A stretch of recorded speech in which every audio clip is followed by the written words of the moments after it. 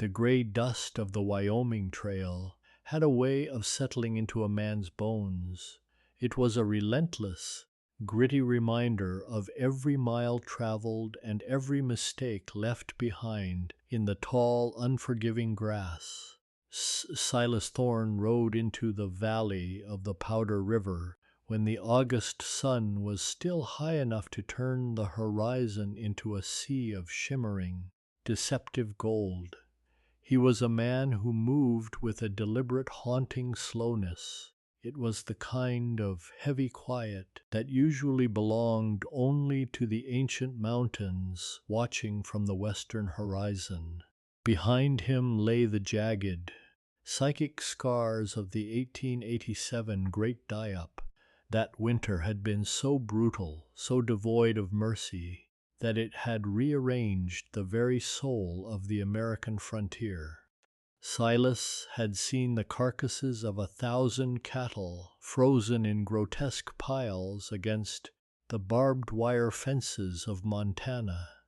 That gruesome sight had changed him forever.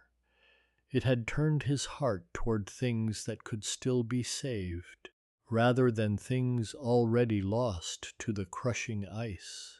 He carried his entire life in a single weathered pack, strapped to a horse that had seen better days. His saddle was worn to the color of dark, bruised mahogany, smelling of old sweat and ancient pine. He possessed a reputation that preceded him like a long, cold shadow across the prairie. In the smoke-filled saloons of Buffalo, men whispered that Silas Thorne didn't break a horse's spirit. They said he simply waited until the horse decided to share its soul with him. But as he approached the Miller Ranch, Silas felt a sharp prickle of unease at the base of his neck. It was a visceral feeling that this valley held secrets deeper and darker than just a wild, unbroken stallion. He saw the silhouette of a woman standing near a weathered log cabin. Her posture was as rigid and unyielding as a granite tombstone. Clara Miller wore a dress the color of dried rose petals. It was a deep, earthy red that bled out against the pale, bleached timber of the porch. A heavy brown shawl was draped over her shoulders, despite the oppressive, humid August heat. She looked as if she were protecting herself from a supernatural wind that only she could feel. She didn't wave, and she didn't move an inch as he drew his mount to a grinding halt in the center of the dusty yard. Her father, Elias Miller, stepped out from the suffocating shade of the barn. His limp was a jagged testament to a life spent wrestling with the hard, uncompromising Wyoming ground. Elias was a man who had survived the blizzard of '87, but his spirit was fraying at the edges. His ranch was now hanging by a thread thinner and more fragile than a spider's silk in a gale. The desperate hope of the Miller family rested entirely on a black Morgan stallion. The beast was currently screaming at the sky from the far corral. It was a sound like tearing metal, raw, and filled with a terrifying primal grief. Silas looked past the old man and toward the source of that unbridled fury. The horse was a midnight black creature, a mountain of trembling muscle and unrefined rage. He had already sent 3 local riders to the doctor in Buffalo with broken ribs and shattered confidence. Silas didn't speak immediately. He just let his eyes rest on the animal. He read the way the horse's ears pinned back and the way its nostrils flared with the sharp scent of a stranger. But then Silas noticed something that made the blood in his veins run cold. A small, peculiar brand was hidden high under the stallion's thick mane. It was a mark he recognized from a dark, shameful chapter of his own past. Elias spat into the dirt and wiped his sweaty, lined forehead with a stained, tattered handkerchief. "He's killed the hope in every man that's tried him, Thorne," the old man said. His voice sounded like gravel being crushed under a heavy leather boot. Silas nodded once, his eyes locked on the stallion. His mind was racing with the realization that this horse hadn't been born wild. It had been made wild by the hands of cruel men. "Horses don't kill hope, Mr. Miller," Silas replied softly. His voice carried a hidden edge, sharp as a razor. "They just reflect the cruelty they've been shown by men who think they own the world." From the porch, Clara watched him with an intensity that felt like a physical weight. Her hands were clasped so tightly in front of her that her knuckles were as white as bleached bone. She was 30 years old, a woman the town of Buffalo already considered a spinster. In reality, she was simply a woman who had seen too much grief to settle for a man who didn't understand the language of silence. She had buried her mother 3 years ago under mysterious circumstances. The local sheriff had been far too quick to overlook the details of that tragic night. Since then, Clara had become the heartbeat of the ranch. She was the one who kept the ledgers balanced and the ghosts of the past at bay. Silas turned his gaze toward her, and for a brief, breathless second, the world seemed to stop moving. He saw the way she looked at the horse, not with fear of its lethal hooves, but with an aching empathy. It was the look of someone who knew exactly what it felt like to be trapped behind a fence. She knew what it was to be something the world expected you to be, rather than what you were. "I'll need a place to sleep, and a pen that isn't overlooked by the rest of the hands," Silas said. He finally broke the heavy gaze that had passed between them. Elias pointed a trembling, gnarled finger toward the small line cabin near the rushing creek. "You can have the north pen," Elias said, his voice dropping to a low, desperate warning. "But if you can't get a saddle on him by the time the first frost hits, I'm selling him to the army." Silas knew what that meant for the animal. The stallion would be broken by brute force, his spirit shattered for the sake of a suicidal cavalry charge. The Miller family would lose their land to the mounting debts of the 1893 economic panic. He looked back at Clara, who had finally let her hands drop to her sides. She nervously touched a small silver locket hanging at her throat. She turned and went into the house without a single word. The screen door clicked shut with a finality that echoed like a gunshot in the quiet yard. For the first 3 days, Silas did nothing but sit on the top rail of the north pen. He became part of the landscape, as still as the rocks and the sagebrush. He didn't bring a rope, and he didn't bring a whip. He brought a book of Psalms and a small, sharp pocket knife. He spent the long hours whittling small pieces of cedar into the shapes of birds. While he worked, he read aloud in a low, rhythmic hum that seemed to vibrate in the dry air. The stallion, whom the hands called Satin, but Silas called Shadow, would charge the fence. The horse's hooves thundered like a summer storm meant to shake the very foundations of the earth. Silas never flinched, not even when the horse's hot, frantic breath sprayed against his cheek. He stayed as still as the cedar fence posts, His voice never rose above a conversational, soothing tone. He told the horse about the rolling emerald hills of Kentucky, where he'd been born. He spoke of the way the light looked on the Kansas plains before the Civil War changed everything. Clara would watch him from the kitchen window for hours. Her chores were often forgotten as she studied the man who didn't try to dominate the beast. She had never seen a man treat a wild thing with such utter indifference to its violence. Every other rider had come with jagged spurs and a loud, commanding voice. They were all trying to prove they were the undisputed masters of the earth. Silas Thorne seemed to be trying to prove he was something much rarer, a friend. On the fourth morning, Clara walked out to the fence. She carried a tin cup of steaming coffee and a look of guarded curiosity. The morning air was cool, the dew still clinging to the sagebrush like tiny diamonds. The smell of the wild Wyoming morning was thick and sweet like mountain honey.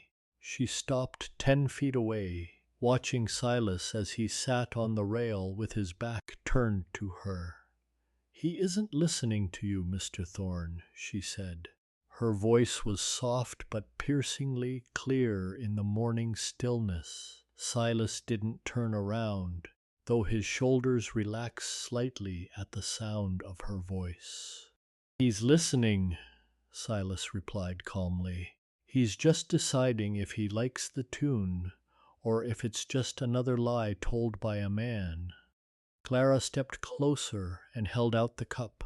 Her fingers brushed his for a fleeting second as he took it from her. Silas turned then, taking the coffee with a nod of thanks that felt like a solemn vow. His hands were calloused and scarred from years of hard, unforgiving labor. Yet his touch on the tin cup was incredibly, hauntingly gentle. "My mother used to say that some souls are born with their skin on inside out," Clara said. She looked at the stallion with a misty, distant gaze. "Everything hurts them, so they lash out with fire before they can be touched by the cold." Silas took a slow sip of the bitter coffee and looked directly into her eyes. He saw a shared history of pain mirrored there. "Your mother was a wise woman, Clara," he said, using her name for the first time. "She was a tired woman," Clara corrected him, her voice trembling slightly.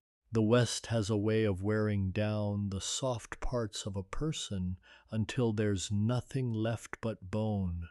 Silas looked at the stallion, who had finally stopped his frantic, repetitive pacing. The horse was now watching them from the center of the pen with an eerie, human-like intelligence. The horse's ears were forward for the first time since Silas had arrived. "You've been feeding him in the dark, haven't you?" Silas asked suddenly. A small, knowing smile played on his weary lips. Clara hesitated, looking back toward the house as if checking for eavesdroppers or her father. Then she slowly, almost shyly, nodded. "At night, when the house is quiet and the shadows are long," she admitted, "just a bit of apple or some sweet hay I hide in the folds of my apron. I don't want him to think the world is entirely made of iron and leather," she added. Silas smiled, a small, genuine thing that reached his eyes and softened the hardness of his face. "That's why he hasn't jumped the fence yet," Silas said. "He's waiting for the lady in the red dress to tell him it's safe to stay." Clara felt a hot, sudden flush creep up her neck. She looked away toward the horizon where the Big Horn Mountains sat like blue, silent giants.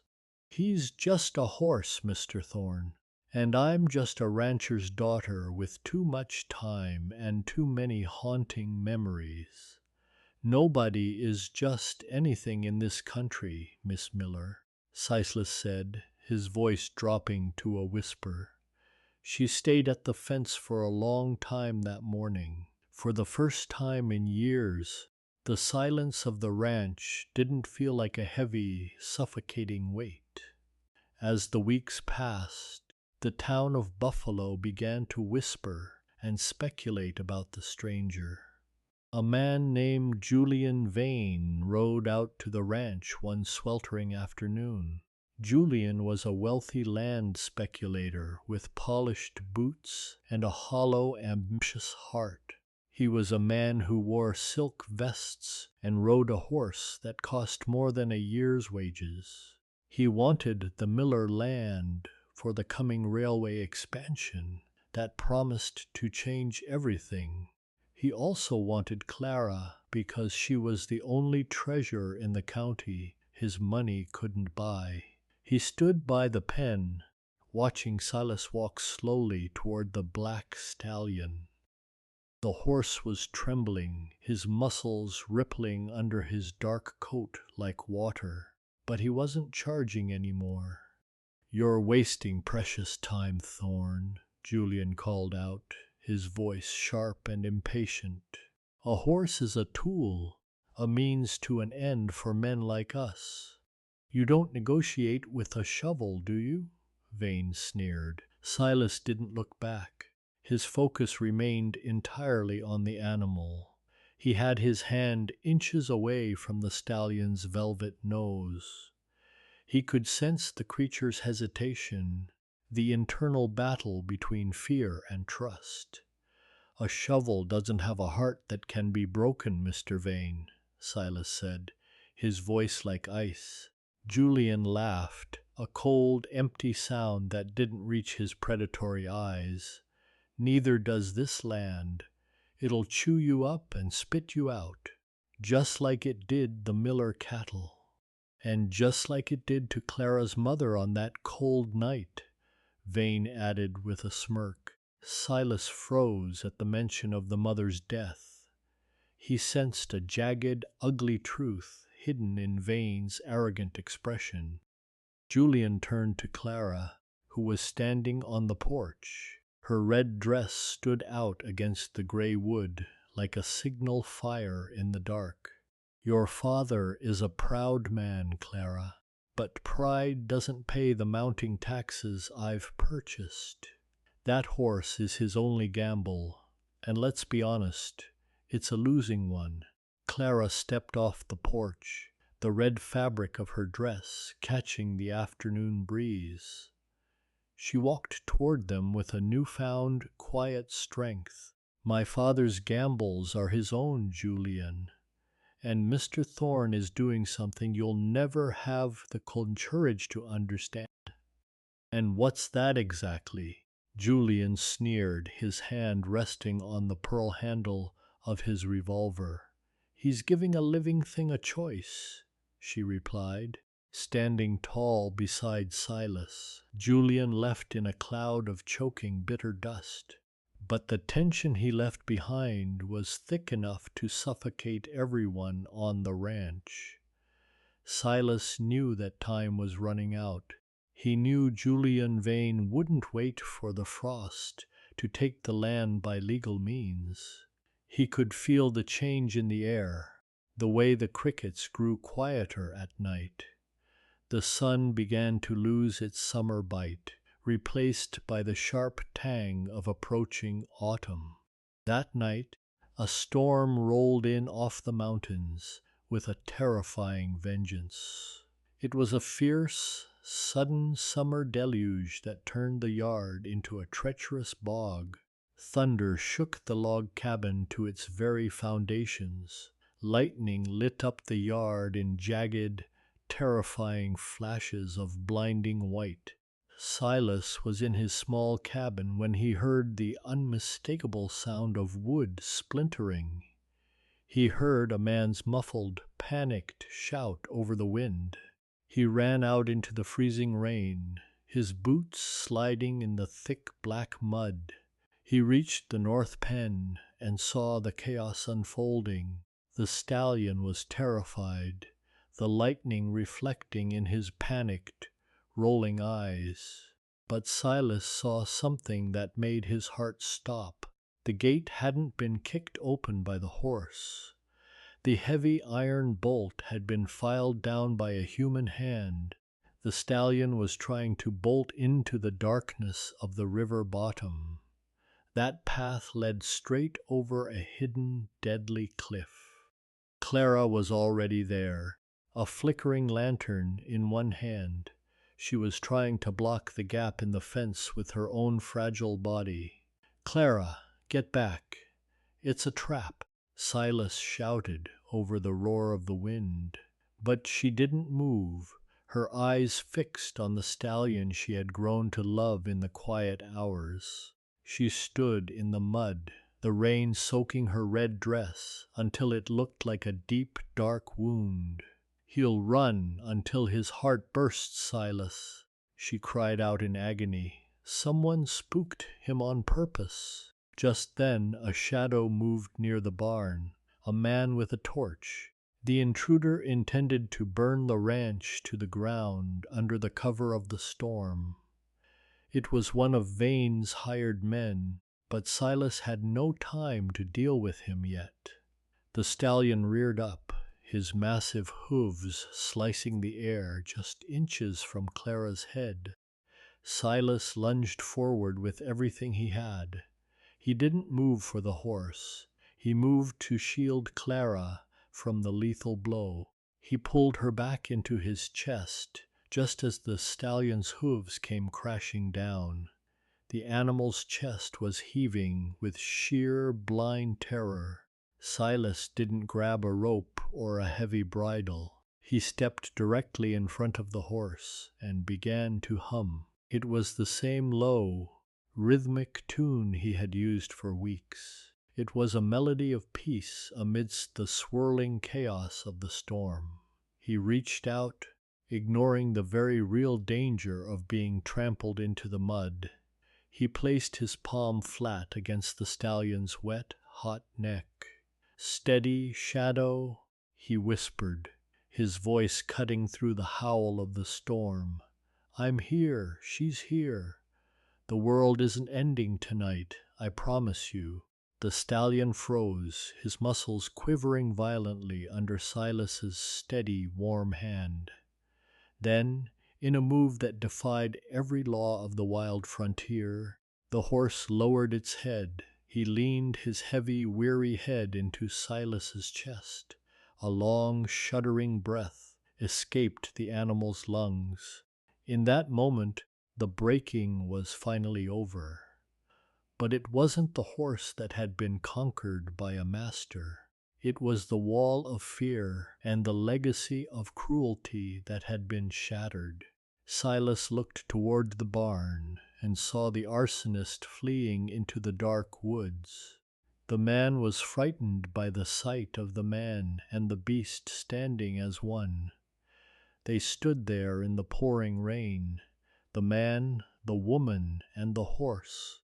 They were a strange, unbreakable trinity of souls seeking shelter in each other. Clara was shivering violently, her face pale and beautiful in the dying lantern light. Silas turned to her, his hand still resting on the horse's neck. His eyes promised a reckoning for those who had tried to destroy this family. "Go inside, Clara. You're freezing, and the danger has passed for now."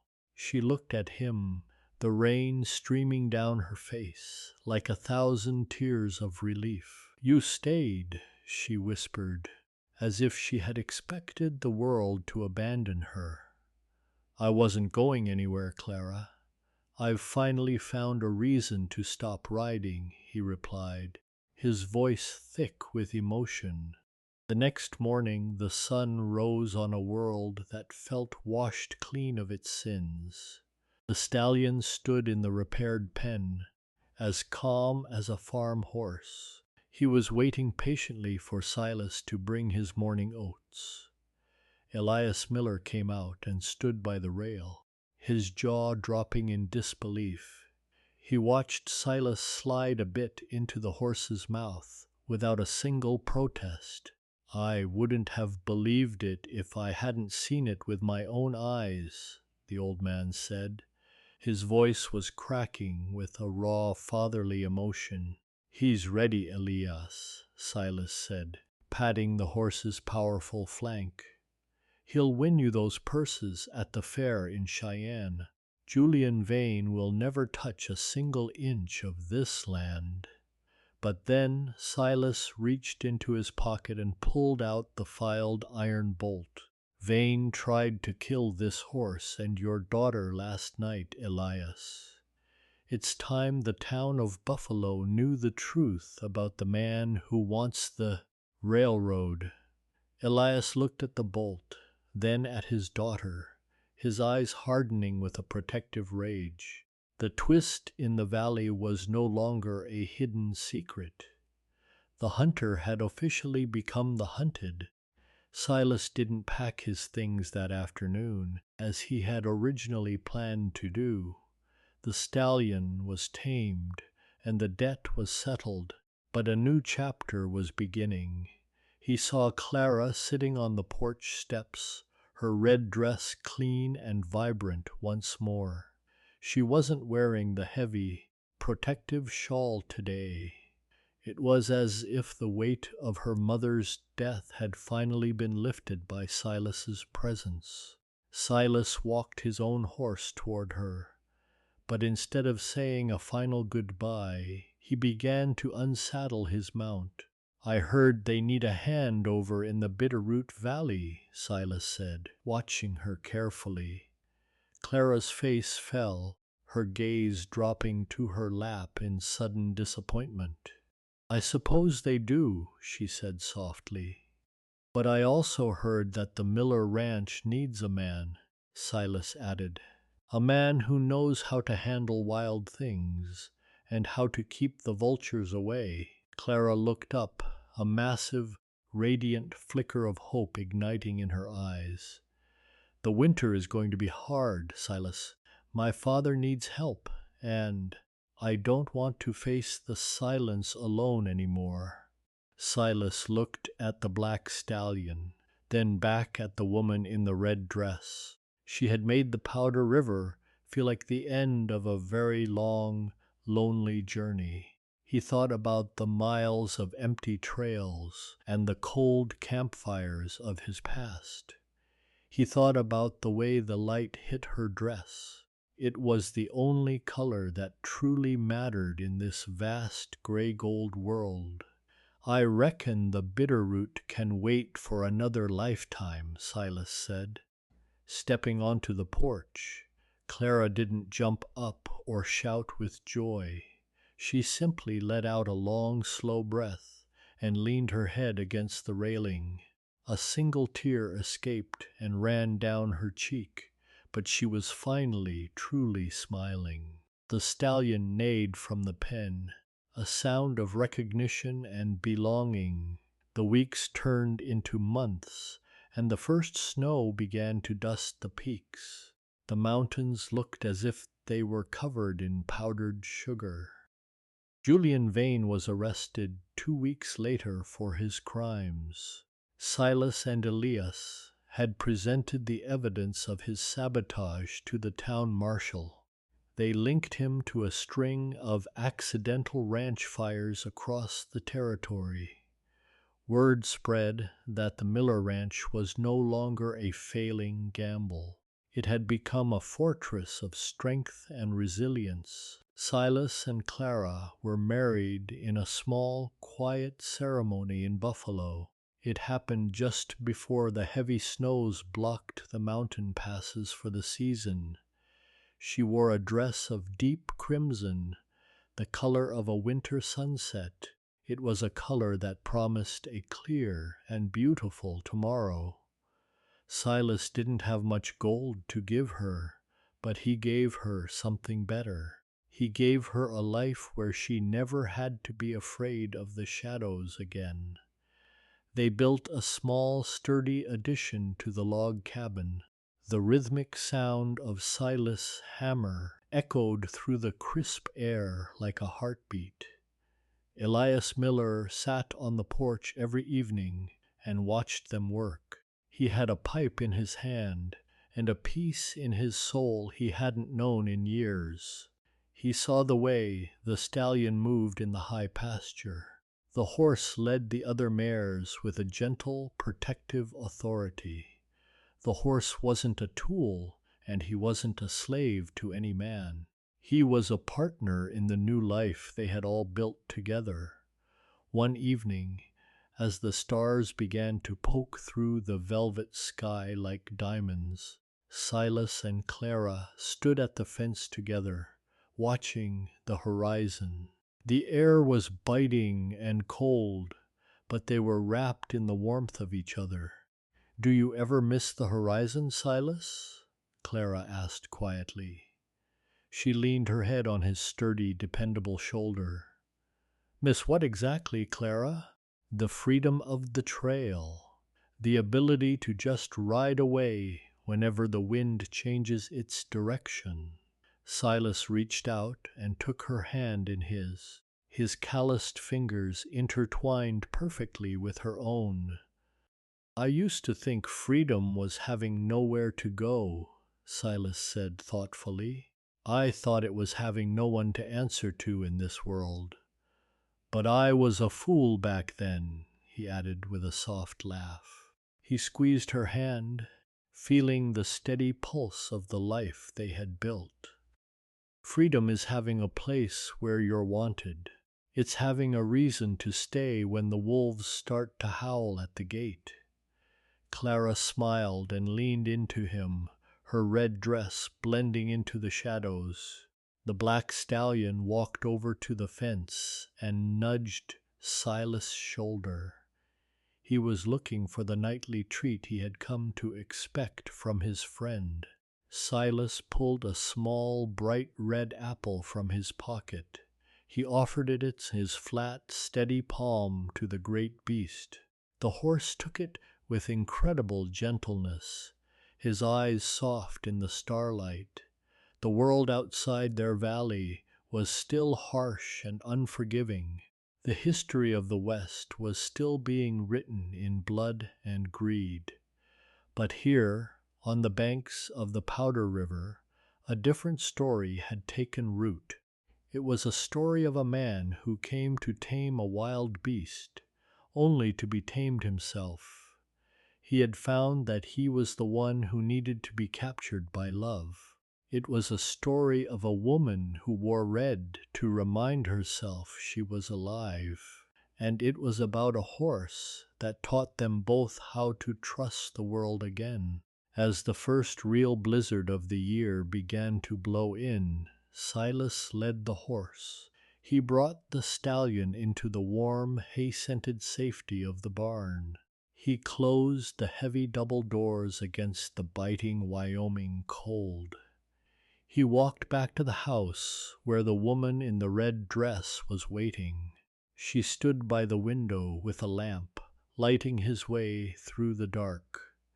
He didn't look back at the trail or the mountains he had left behind.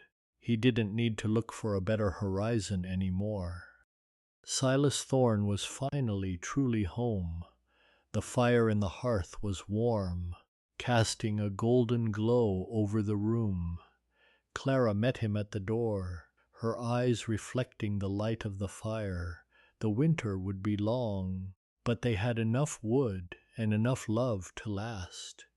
Outside the wind howled, but the cabin stood firm against the gale. Every timber had been reinforced by hands that cared. Every heart in that house had been mended by patience. The black stallion settled into his stall, safe from the freezing night. The red dress was hung by the bed, a symbol of a life reclaimed from the dust. In the quiet of the night, Silas knew that some things are worth the wait. Some spirits are meant to be wild, and some are meant to be found. He held Clara close, listening to the snow against the glass. The story of the Powder River would be told for generations. It was the legend of the Whisperer and the woman who wouldn't break. And as the lamp was blown out, the valley finally fell into a peaceful sleep.